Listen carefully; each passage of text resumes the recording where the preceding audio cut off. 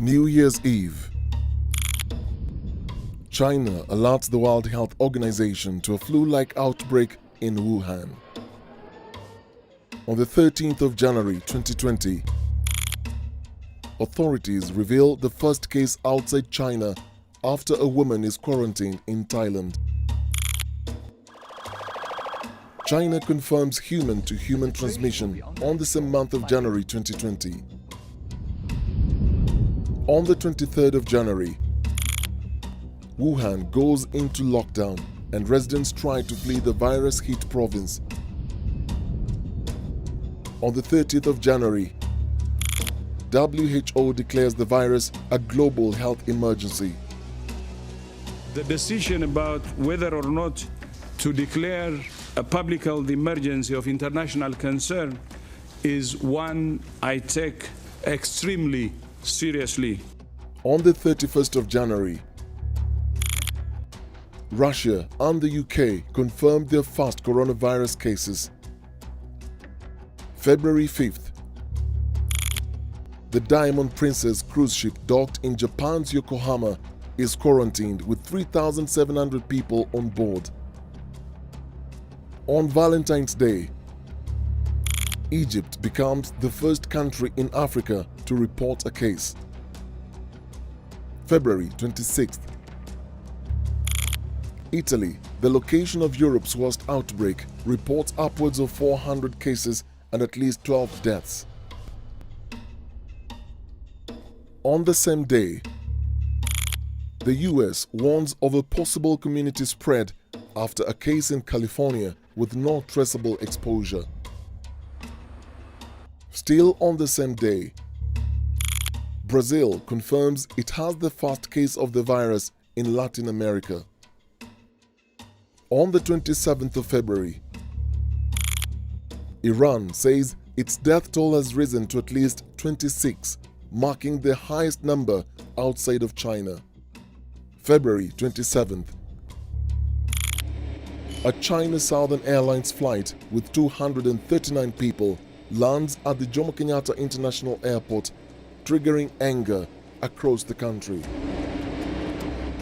I don't know why we can allow a whole flight with 239 passengers to land from Guangdong, if I'm not wrong, which is the second highest after Wuhan, to land and we say self-quarantine. How do you monitor self-quarantine? The decision that was made with the best interests of the country at heart. I don't know whether these people are unwell or not, whether these are allegations, whether they're from China or from India or from Marakwet or from Kisumu.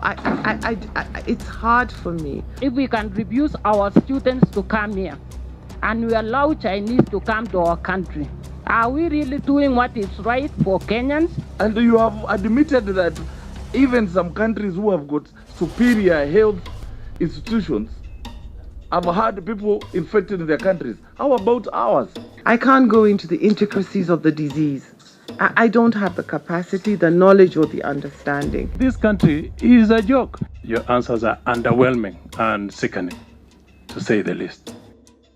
Kenya Airways bows to pressure and suspends flights to China.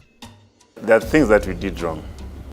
The first thing is fully aware that there are already areas in the world that had reported their cases. China, for example.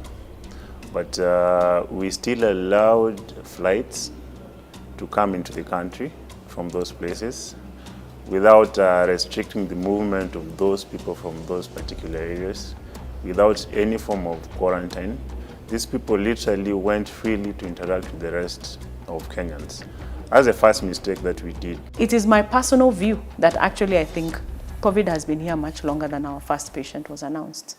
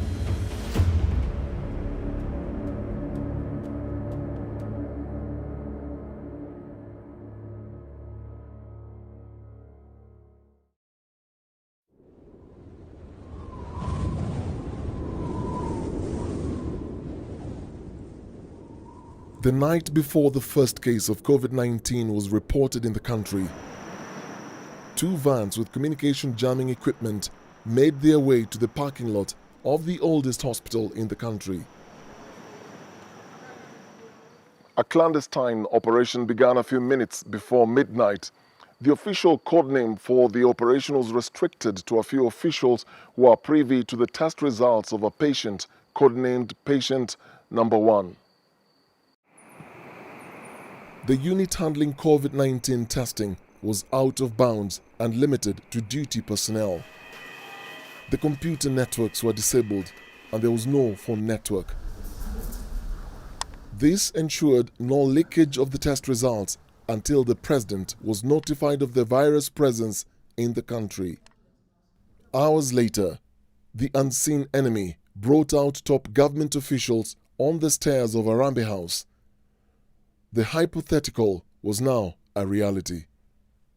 I want to inform you that the Ministry of Health has confirmed the first coronavirus case in Kenya. The case was confirmed on the 12th, which was last night, as the first one to be reported in Kenya since the beginning of the outbreak in China. The case of a female Kenyan citizen who traveled back to Nairobi from the US via London on March 5, 2020, forced the government to invoke the Public Health Act. Still, there were concerns over open borders and flights jetting into the country from regions that had seen an upsurge of the virus.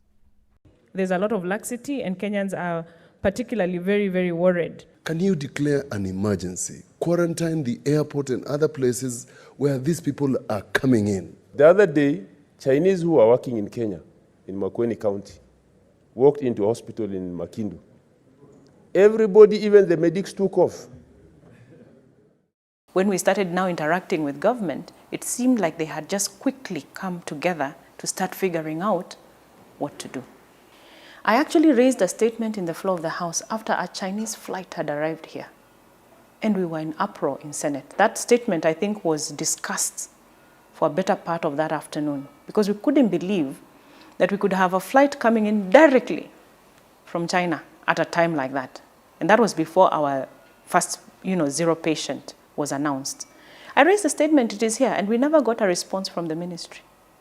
In your statement, what are the issues that you were raising? In fact, I have it here. Okay. If I could just highlight it for you. Yeah.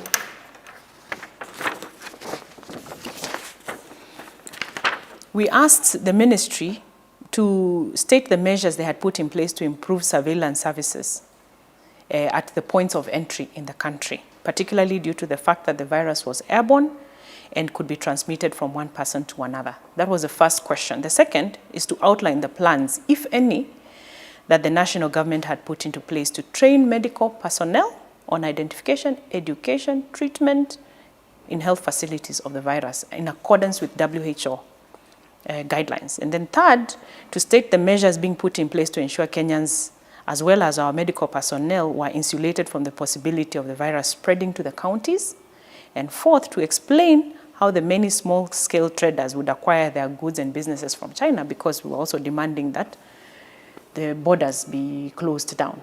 Those are some of the issues we raised. Did you the 19th of February. No. 19th of February? Yes, we didn't get a response. Why do you think there was no response? I want to think that there was no strategy. That's why. Yeah. Otherwise, there would have been a response. It would have come in very quickly. So my view is that there was no answer at that time for these questions. There were fears the virus was already in the country before the announcement of the first case was made, and what if became now what? As COVID-19 was sweeping across the globe, it was about to expose the deepened vulnerabilities that have existed in Kenya. 2 diseases were going to coexist together: corruption and COVID-19. Has this pandemic produced COVID-19 millionaires? Absolutely, absolutely. There are numerous millionaires because of the COVID-19. This is not a laughing matter. Let me tell you, if a country like Kenya would get serious to business and crack the whip, then I believe their senators, we should not be sitting in that house. Because they are committee members. They form the committee members at Parliament, at the Senate level. They form the committee members at the national level. They are the particular members who are actually trading with the government medical supply agency that was meant to equip the country, that was meant to advise the president, that was meant to, on behalf of the county government and the national government, outsource for what was needed in order to fight COVID-19. There are reports from investigators that some of the Senate members in your committee are trading with KEMSA. Are you one of them? Thousands of miles away, Jack Ma, the founder of China's e-commerce giant Alibaba and the Alibaba Foundation, teamed up to send donations of medical equipment to over 100 countries in the world to fight the pandemic. Donations to Africa to boost the continent's efforts to fight the virus were shipped to Addis Ababa, Ethiopia, which houses the African Union headquarters. Ethiopia had partnered with Jack Ma to distribute the donations to the rest of Africa, and the billionaire posted on his official Twitter handle that the donations were on their way. Kenya was waiting.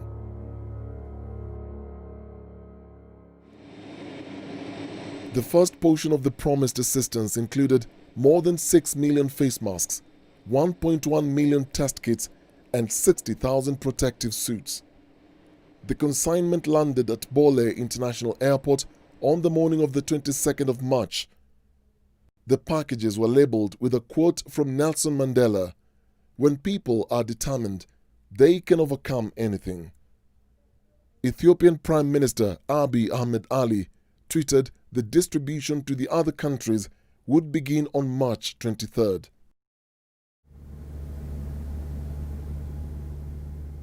"12 days after the first positive case was reported in the country, the first batch of equipment from the Chinese billionaire arrived at the Jomo Kenyatta International Airport through an Ethiopian Airlines Boeing 787 cargo flight. I want to assure you again that we'll deploy this resource into immediate use to be able to help Kenyan people tackle the scourge of coronavirus disease. As other African countries were receiving their donations and thanking the Chinese billionaire, Kenya too expressed her gratitude. We are grateful to the many friends of Kenya across the globe like Jack Ma, who yesterday donated testing kits and other equipment to support us. As the consignment of test kits and protective gear was being offloaded, two companies were involved in the clearing of the medical supplies. Strangely, the shipment disappeared to a private warehouse, and no one wanted to talk about it. On the issue of the incidents at the airport, yes, indeed, we are aware that there was something like that there was the Jack Ma donations and other donations that have come. But it's an incident. We know that there was something like that.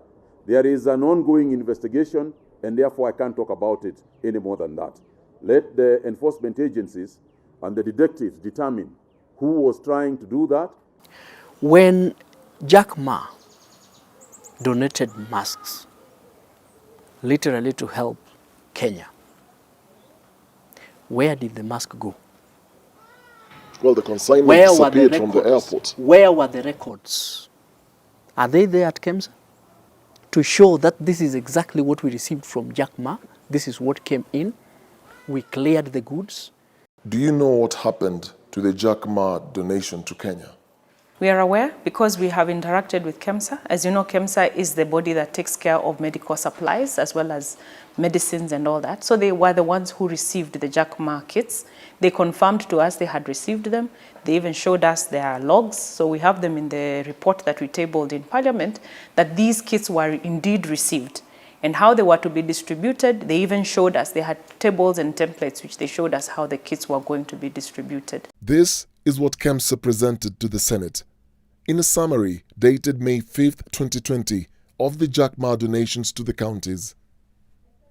Do you know what happened to part of the donation? Because reports indicate that part of the consignment was actually stolen. The part when the stealing came out, I think we had interacted with KEMSA the first round, and we were about to do our second round of engagement with KEMSA at the time when our committee, of course, when we lost our chair at that time. So we lost about 2 weeks of engagement, which we want to restart now, our engagements again, so that we can find out what is happening. Megascope Healthcare and Crown Healthcare Limited are the two companies that were appointed by KEMSA and authorized to clear the consignment from JKIA. There are records to show they received the kits, but there is no public record of what happened. The reason why the records are not there is because the whole system was manipulated. The consignment came, it was cleared and sold out. Some went to Tanzania, we know. So do you know how much was taken to Tanzania, or sold rather to Tanzania? Yes. And what Kenyans received from the Jack Ma donation? Yes, I would approximate and tell you that over 3/4 were taken to Tanzania. The quarter that was left to circulate in the market were sold out to other companies who are suppliers, and they are existing suppliers of KEMSA. Thereafter, they inflated the price and sold the goods back to KEMSA. What is so bad about it is that we don't even know when to do corruption or when not to do corruption. You'd think that this is a time not to do corruption, and on donated funds. I mean, come on. NTV Investigates has established through the Network Action Against Corruption, an agency that has been probing the matter, that nearly a dozen unscrupulous companies in Tanzania benefited from the Jack Ma donation meant for Kenyans.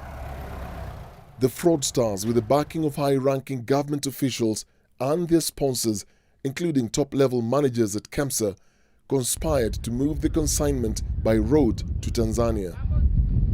Police officers, following instructions from their seniors, escorted the shipment. These were all fraudsters, fleecing and looting public money, donors, both donors and government money. Some of these people are in government serving, some of them are not government, but they jointly agreed to take advantage of the COVID-19 to loot massively from the government. Meetings regarding the meticulous plan as the curfew and other restrictions were being enforced were held in a private office block along Chalby Drive in Lavington, Nairobi. The office block, which we can't reveal because of ongoing investigations, is where the planning and coordination of the looting of the COVID-19 funds and supplies were done, according to an insider.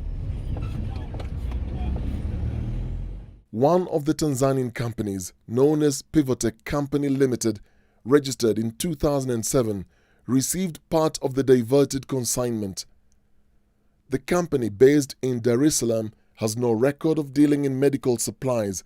According to their website, the company offers generator maintenance, telecoms tower commissioning, civil works, network installation, and aircon maintenance.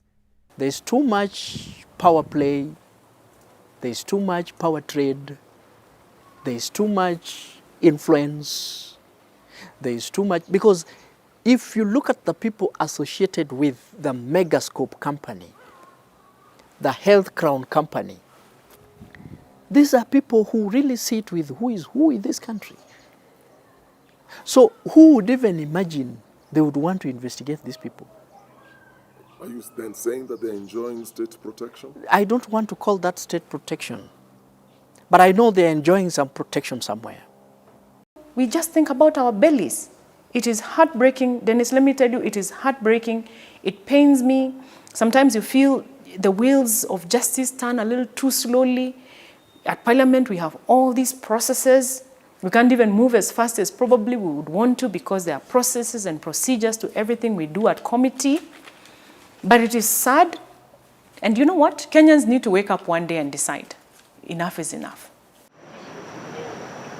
As COVID-19 altered and disrupted the way of life for many Kenyans, with the fear of the virus crushing the economy on a scale never witnessed before, it became apparent financial muscle was going to be flexed. An emergency fund was set up and a colossal amount of money started flowing. In several government institutions, circulars went round offices requesting but quietly making it compulsory for civil servants to donate part of their salaries to the COVID-19 emergency fund. On May 6, 2020, the International Monetary Fund Executive Board in Washington, D.C. approved and wired $739 million to Kenya, that is 78.3 billion shillings, from its rapid credit facility to support Kenya's response to COVID-19. In the same month of May, on the 20th, the World Bank approved and wired $1 billion, which is 108 billion shillings, to Central Bank of Kenya.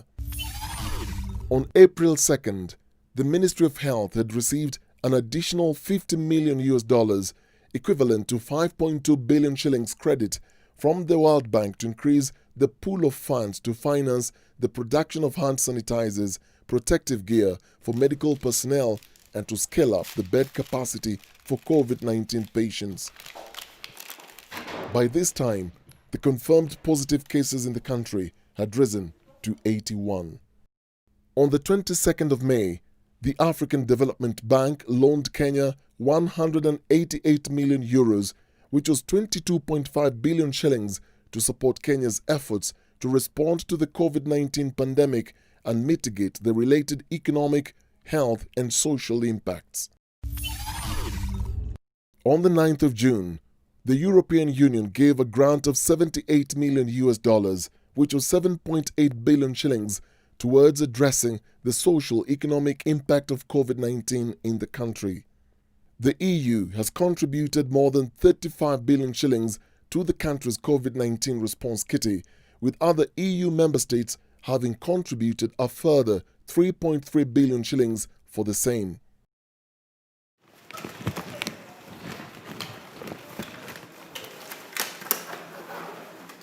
As more money to acquire medical supplies including PPEs and kits for mass testing was now available, it opened a floodgate and a looting spree began. Do we know so far how much money has been looted? Yes, the current figures we have at KEMSA for money that cannot be accounted for is actually at 43 billion.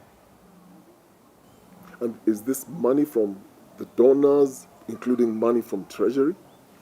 It's all inclusive. It's all inclusive. It's all inclusive. And you see, even the figures that probably are in the public is far much below that.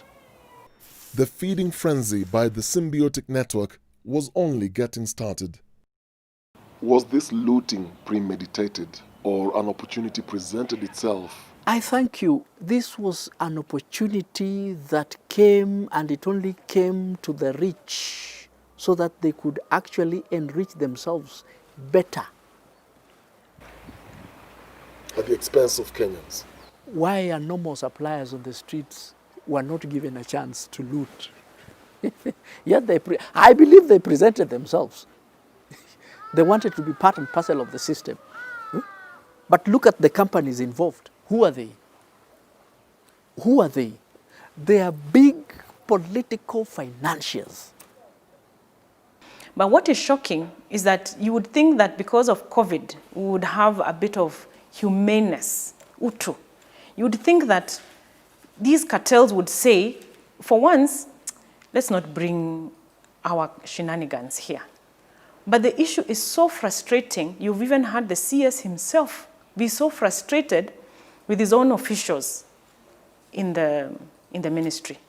And KEMSA, we know those problems that KEMSA is having that I'm talking about. KEMSA needed the medical supplies, but through a tendering process that was so twisted, the cabal had its eye on the money, and KEMSA was the means to the bank vault. Several genuine companies that traditionally were supplying to KEMSA found themselves on the outside, as new companies from well-connected individuals got the tenders. Due to ongoing investigations, we shall hide their identities. What was your relationship like with KEMSA? Well, I think it was after a few inquiries here and there, somebody's asking who has what in the country, then we happen to have a few items. And when we say items, what exactly do you mean? Items that could be used, for example, the coveralls and masks. We had a few of those items that the country needed at that particular time, and there was none in the country. So we were called, do you have this? Yes, we had a few. Could you provide more? Yes, we could. In April, KEMSA wrote to several companies with reference to tender medical supplies.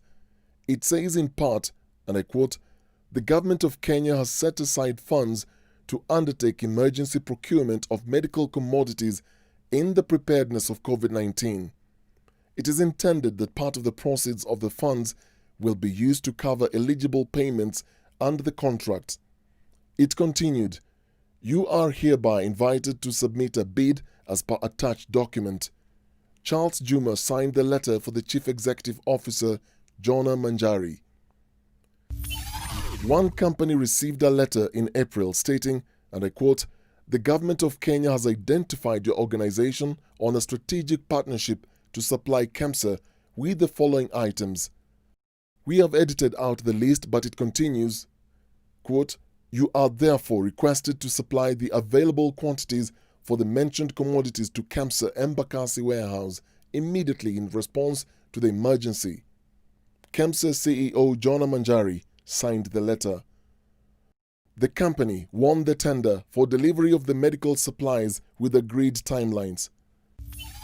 But 1 week later, the same company received a letter terminating the tender. Knowing there was a global demand and pressure on importing the crucial medical supplies, some KEMSA officials took advantage of the situation to cancel and award other preferred companies. There was an issue. There was even an issue with some of the companies that had been given the leeway to procure on behalf of. There was 1 or 2 companies that were mentioned that we picked out during our committee at that time. We did flag a couple of things and we put our recommendations in the report at that time. Were they trading on behalf of some powerful individuals, perhaps? We never got to see who the owners of some of those companies were, but it was clear that how they even got to, to win the tenders, there were question marks. That one we could see. Yeah, and we put them to task at that particular committee sitting. In fact, I don't know why we didn't have media in that particular sitting. It was a heated sitting. And I remember we sat for very many hours because we were hearing from some stakeholders. We had some doctors.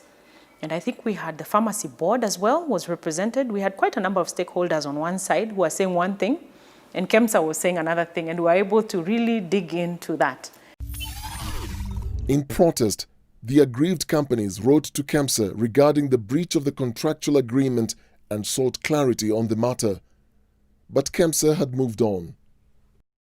We were given an order, but I think third parties that after you get the order, it gets cancelled.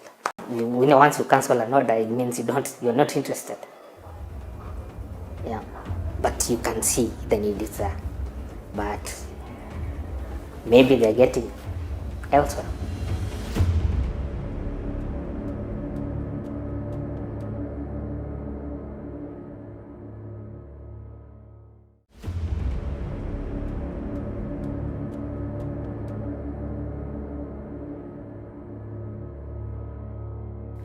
through the investigations, we were able to establish that the management, working hand in hand with the cartels, I don't want to call them cartels anymore, I want to call them criminals, working hand in hand with criminals to obtain information from the system belonging to other companies, other entities, other suppliers. What they do, the procurement committee would then influence the decision of the evaluation committee and agree to award a tender or a contract to a particular firm. Once the letter of award is drawn, immediately it's cancelled. Then in the system, the same information is not deleted. The information is supplied to the criminals. What criminals do, they would obtain documents of CR12. They would obtain the information on tax. They would obtain other, statutory documents belonging to those other suppliers. Then they would manipulate the system, move to the banks, open similar accounts, purporting they are the shadow directors. So from KEMSA, funds would flow. According to KEMSA records, your company is one of those that received payment after supplying to KEMSA. And you're saying that you never received a single coin. Yeah, we've not received any shilling from KEMSA regards to COVID supplies that we've done. Yeah, so I do not know where that information came from, because at least somebody should have verified with us or with our bank. Do you believe that a company, a shadow company, used your name and your bank account details to get the money instead of you? Well, is that possible? This is Kenya, it is possible, it has happened once, or I think once or twice. Oh, it has happened? Yes, there's been an attempt to use our name. Actually, even some put in a document and took to KEMSA and said, you need to pay this new account instead of this other one. So somebody's changing account details.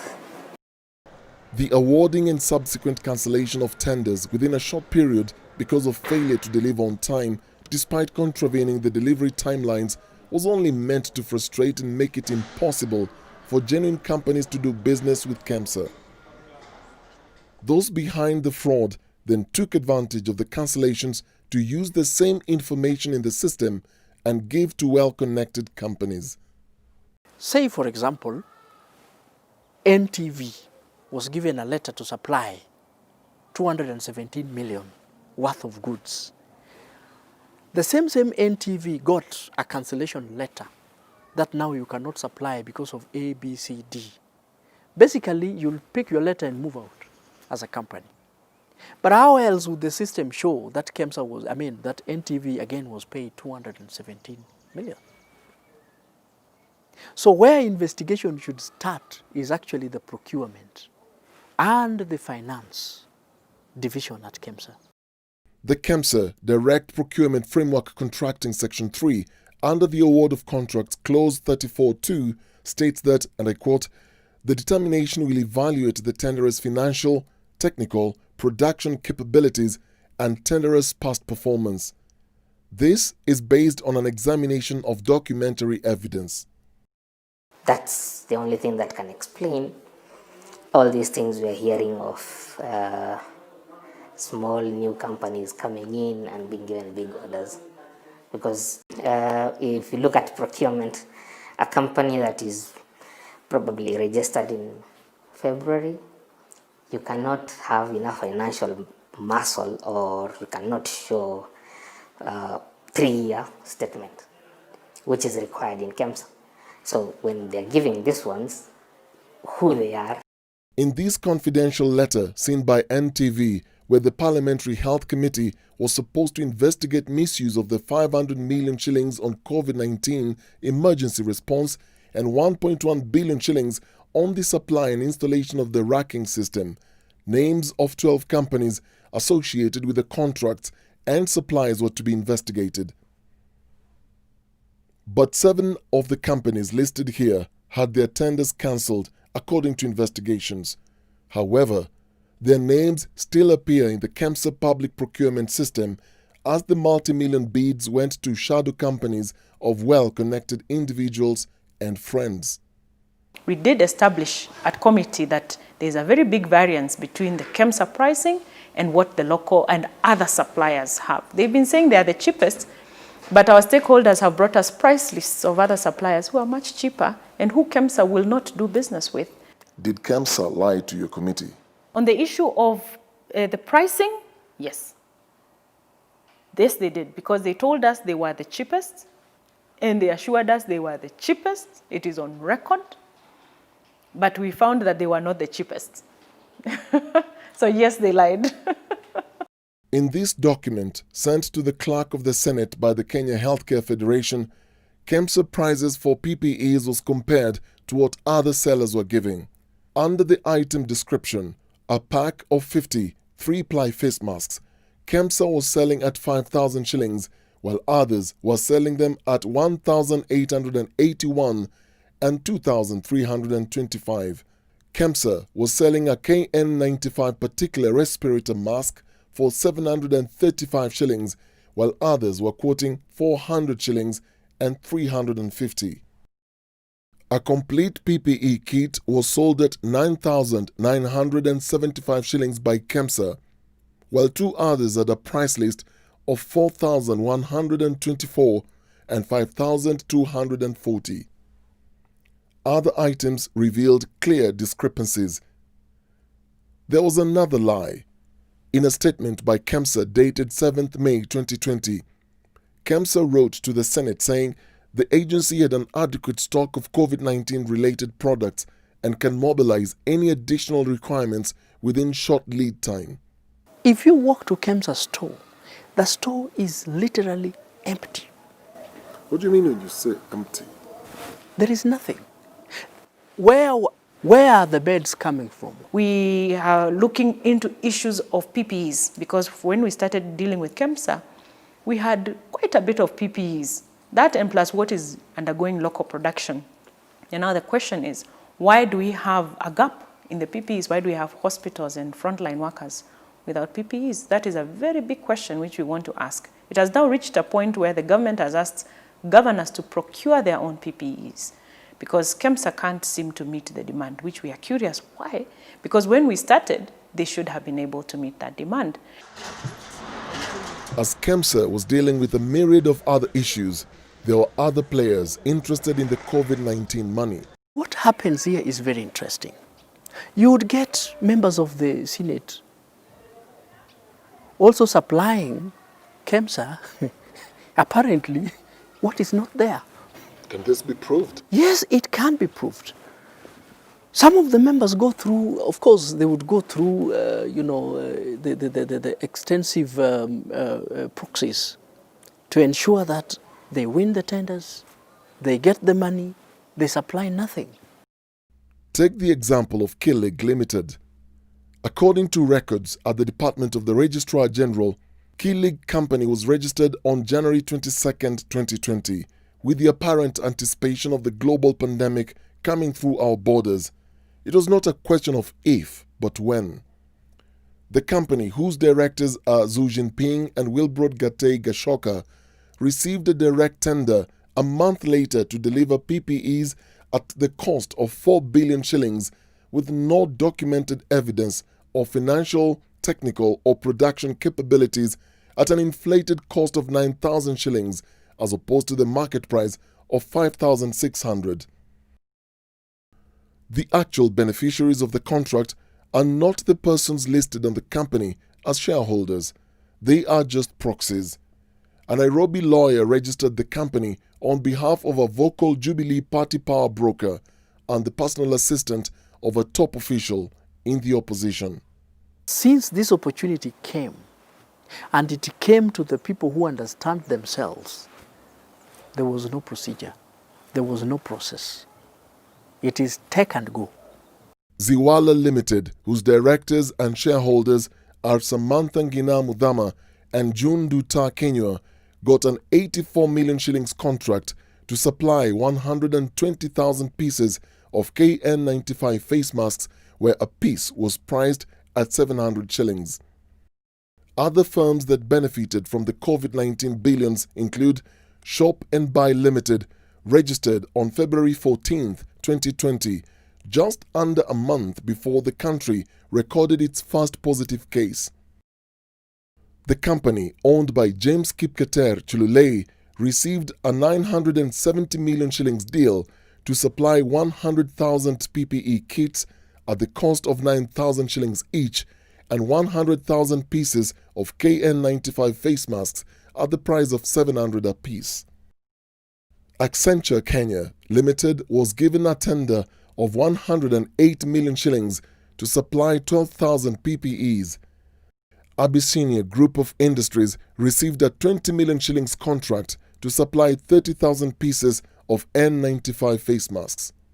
Bell Industries, owned by Titus Kirea Ibui and Masi Karambu Ngera, was contracted to supply 15,000 PPE kits and 5,000 thermometers at the cost of 10,000 shillings apiece. The payout was 185 million shillings. Medlife Biologicals Limited got 2 tenders worth 230 million shillings to supply 200,000 KN95 face masks and 20,000 disposable masks.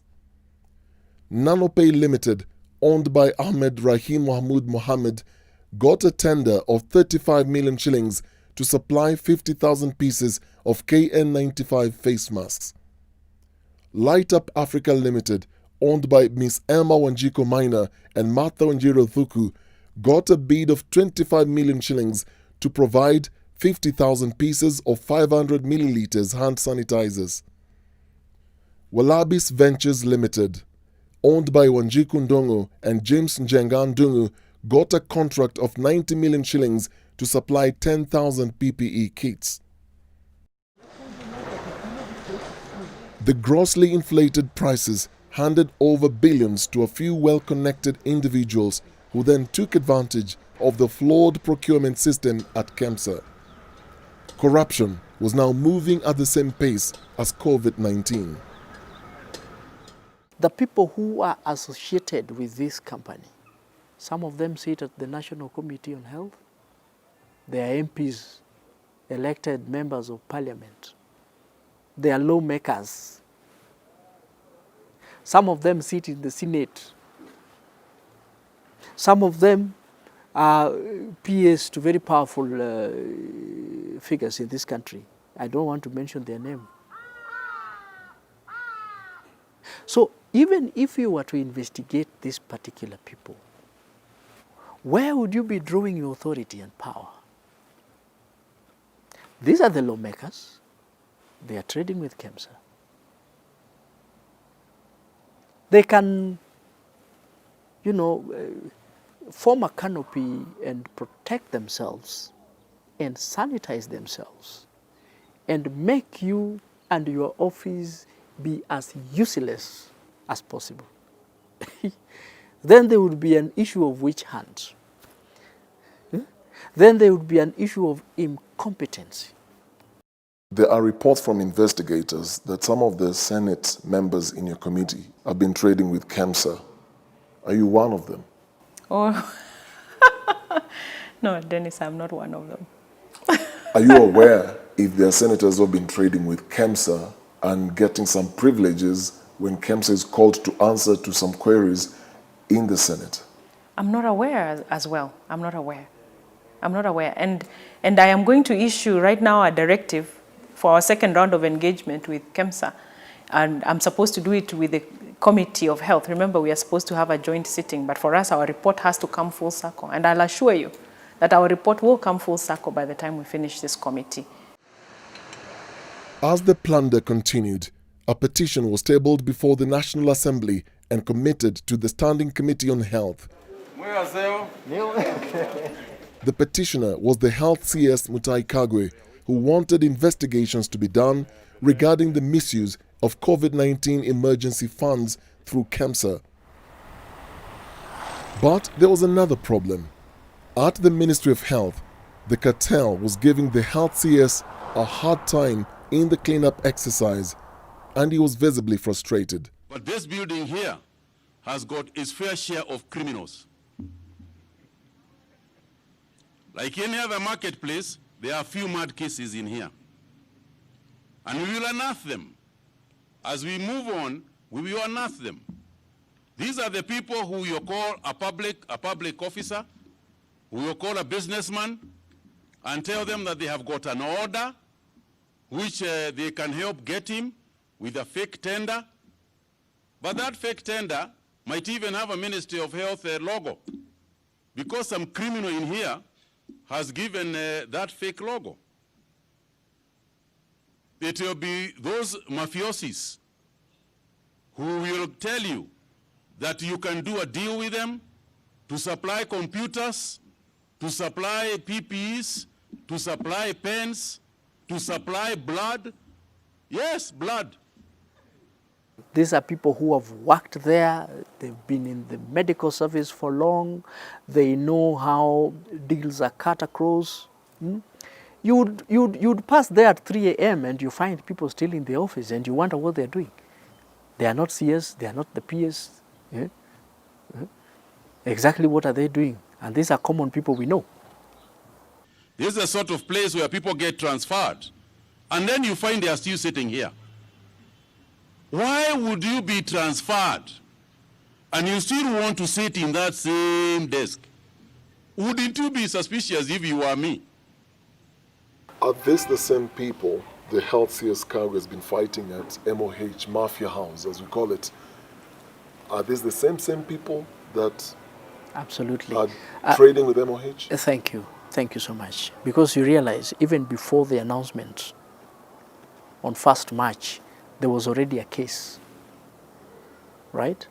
There was already a case at Ministry of Health where people who are not employees of Ministry of Health could actually access the boardroom at the MOH, and I'm talking about an executive boardroom.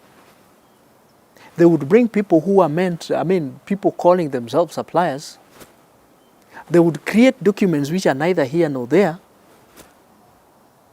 They would sit with them, conduct meetings, and obtain money from them. Me, I've never seen a cartel. I have been warned I'll come into contact with them as we continue doing our investigations. Every time you start doing money investigations, you're warned that you're going to come into the face of these things. It's a bit scary, I must say. I have never been in that tough before. But these are faceless people. That's what they're saying. You will never quite hear a name. As the plot made up of government officials, politicians and ruthless business people was enjoying the protection of influential individuals, the country urgently needed a significant supply of PPEs.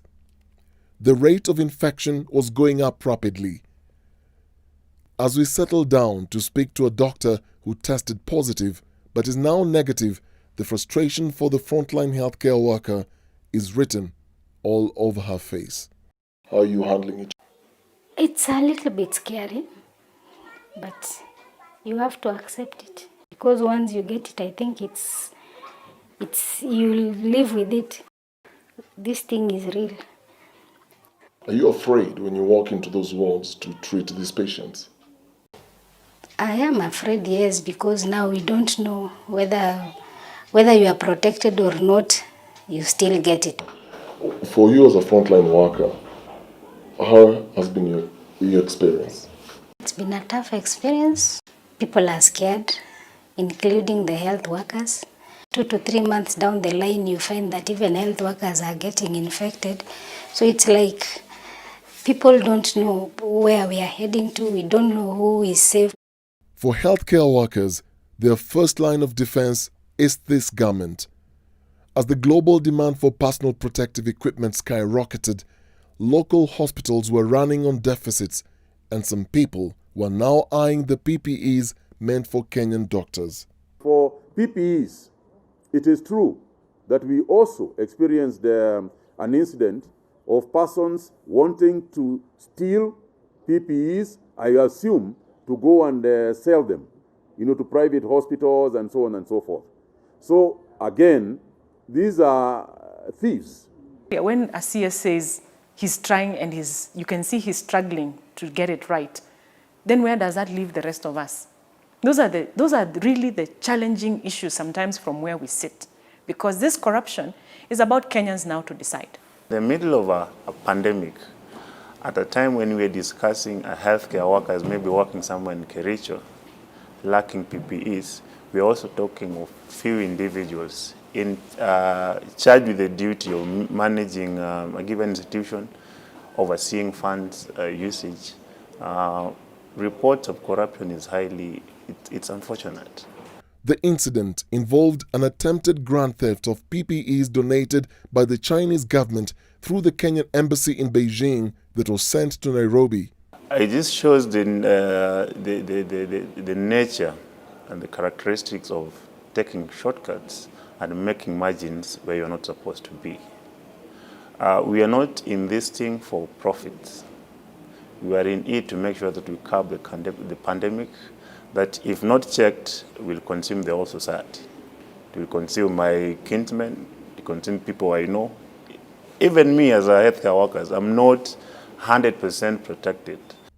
At the time, 81 healthcare workers had contracted the virus, with 60% of them linked to their workplaces, according to a report by KMPDU. As we talk with you today, we already have up to 558 healthcare workers as of July who have contracted the disease. So some of them are in isolation. Unfortunately, 3 of them have already succumbed. That's a doctor and 2 nurses. So it's not something that we're just making noise about. It's something that is serious. And the seriousness of it will come with a situation where you have more healthcare workers in isolation centers as opposed to them being in the hospitals, because that will be disaster for Kenyans. While the issue of quality is left to the concerned agencies to deal with, the end user, who is the healthcare worker, is dealing with another problem: size. PP that is not up to standard is, number one, you can get like a bigger person has a smaller PP. And when it comes to removing that PP, it's a problem because you actually do not need to. That will make you contaminate yourself in the process of removing it because you need space. This picture, sent to us by a concerned doctor who had just finished attending to a COVID-19 patient in the ICU, shows a big tear on the outer layer of his PPE. Occupational hazards and exposure for the medics are a real danger inside the wards, as our source demonstrates. We have 2 PPEs. One is local, one is imported. Can you tell the difference between the 2 PPEs? This, of course, will fully cover the person wearing it. This one you will need to get shoes, or that's the shoe cover for this. Yes. The texture, this is softer than this. This is a bit tough. This will be more comfortable to wear for a doctor than this one. Trying to sit with this one, it's uncomfortable. It's uncomfortable. Yeah, look at the joints. This is locally made. This is locally made, and that's important. Did it come like this? It just peels off, sometimes. The issue is that it has to be heat sealed on all the joints. This is like a sellotape. Yeah, it's a tape. You can see you have a similar one here. Yeah. But how this one? This one has been heat. What do you mean by that? Yeah. It's how to put it on top. Mm-hmm. Yeah. This has not been done so well. So this small flaws, and if you see this one, this has too many folds, and you can imagine now on top here, it means it cannot nicely fit on you. So on the folds, that's where you have spaces coming in. So you're not fully protected. So is this what many of our medics are wearing today? Yeah. This locally produced PPE? Exactly. This is what has been approved. With all these faults? Yeah, but I guess the standard is... I mean, explain to me. I'm looking at the inside of this PPE. How This one, this one is laminated. They just laminated it on top, just to prevent water from entering. So what material is this? This is... This looks like the supermarket bag. It will... That material? It will be almost the same. Because, almost the same? Yes. And that's normal for all the PPEs? Yeah, it's for... So in other words, what our medics are using is not the right grade of PPEs? Yeah, if they don't have the medical grade, whatever they're using, then it's not. How much does this cost? This PPE plus the gloves and the goggles, and I'm assuming plus the mask. How much would this cost? The suit alone will be buying $20, thereabout. Then we have these ones, you can get them at $1. This goggles around $10 or so. Gloves, I can say it's point something of $1, so the price is not that much. So, but right now, getting gloves again, it's becoming a challenge. Yeah. Okay, so in a nutshell, the suit plus the gloves and the face mask imported is nearly $3,000. 4,000 there. 4,000 Kenya shillings, let's say. $300. Yeah. Look at the folds on this. What's wrong with this? Now, you see, what we are protecting is airborne. Okay? Yeah. So that's why they tell you, even when you're wearing your mask, it has to be tied in so that you're only breathing through the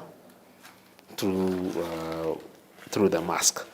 So, but now when you have something that is allowing air to enter inside the folds, then what are you protecting? Nothing. So this is wrong. Yeah. Okay, comparing that to this now. See.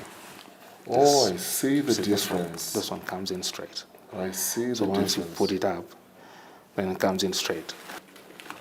So our medics are using this to cover their faces, but it has spaces in between where the virus can penetrate and get them. Yeah, so it can be able to carry. What about the other one?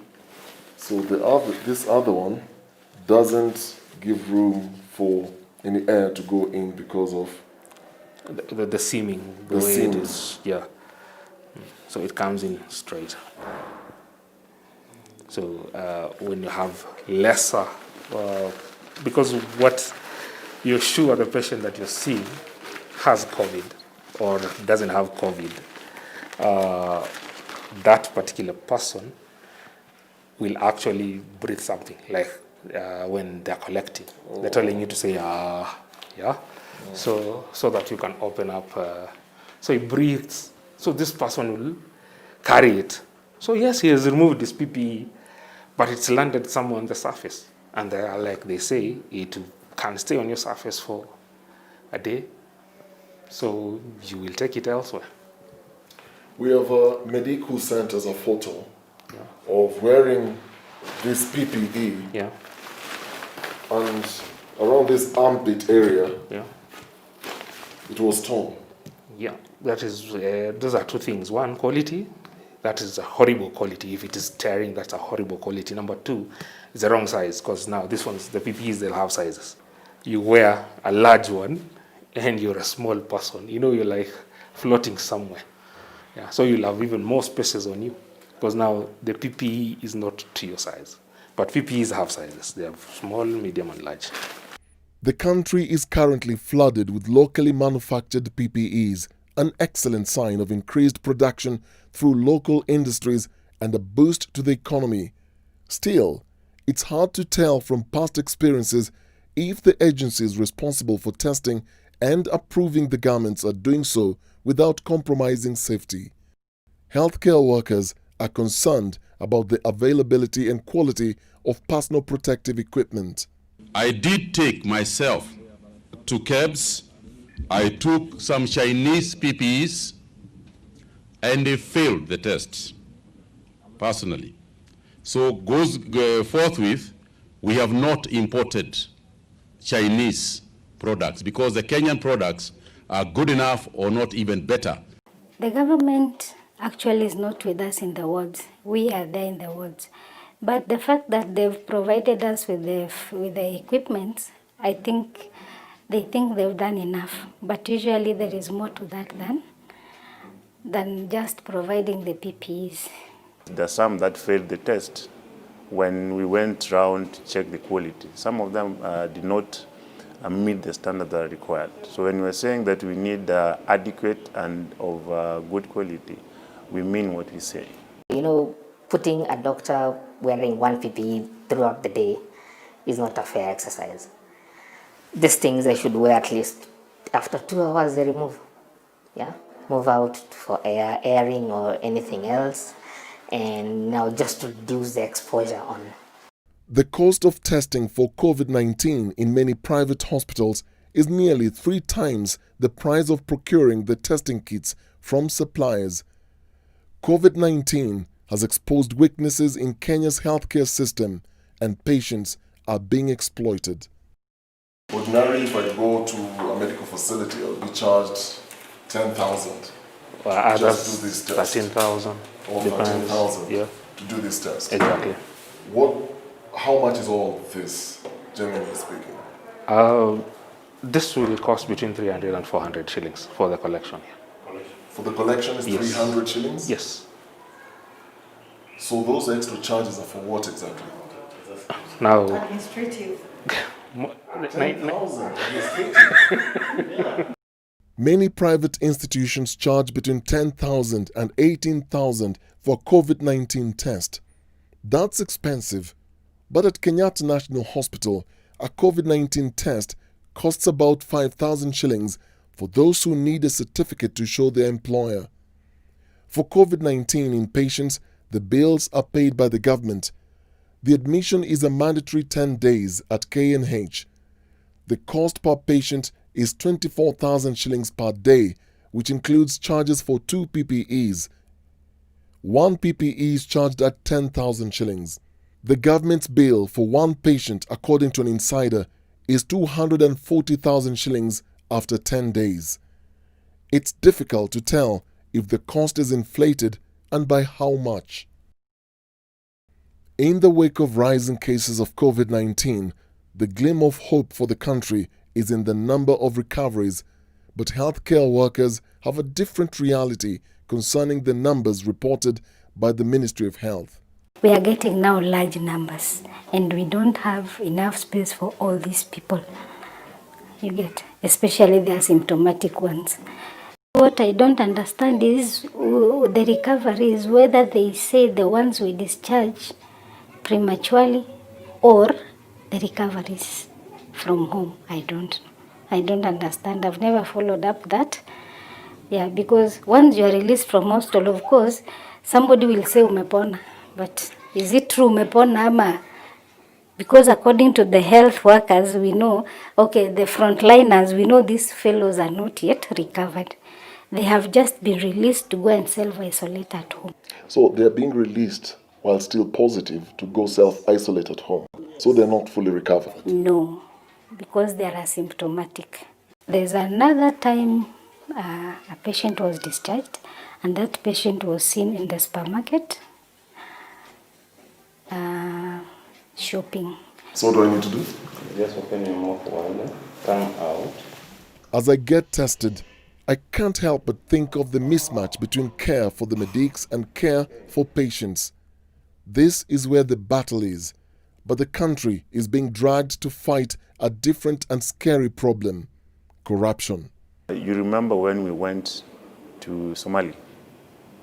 The kind of guns, artillery, and the things that were given to the soldiers.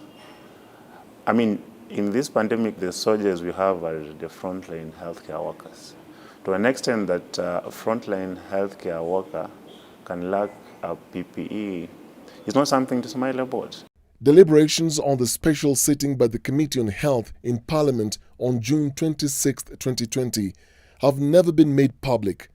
A legislator who spoke to NTV Investigates on condition of anonymity said submissions before the committee found KEMSA officers failed to conduct due diligence on the suppliers and the products and equipment supplied, and one member said KEMSA was a rot with cartels endangering the lives of Kenyans.